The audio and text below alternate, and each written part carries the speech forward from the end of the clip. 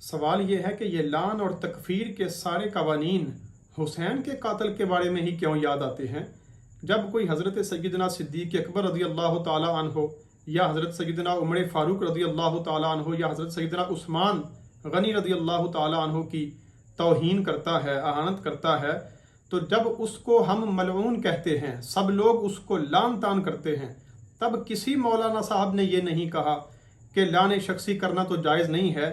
یہاں پر لعن شخصی کرنا جائز ہے یا نہیں کوئی سوال نہیں اٹھاتا، مگر جب حسین کے قاتل کی باری آتی ہے اس پر تمام قوانین یاد آ جاتے ہیں۔ اسی طرح تکفیر میں بھی یہ اصول جدا جدا کیوں ہے؟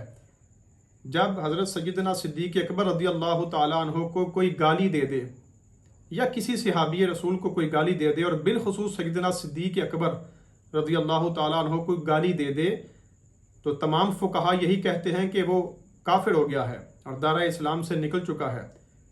صحابی کو گالی دینے سے، صرف گالی دینے سے دائرہ اسلام سے بندہ نکل جاتا ہے، اور جو صحابی رسول یعنی سیدنا امام حسین کی گردن اتار دے وہ ابھی کا مسلمان جا رہا ہے۔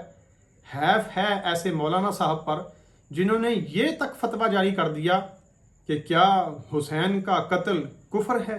آپ بحث کریں گے، آپ حدیث لے آئیں گے نواز رسول کو قتل کرنا کفر ہے، دلیل تو چاہیے ہوگی نا، نہیں یہ تو جذبات سے فیصلہ تو نہیں کرنا۔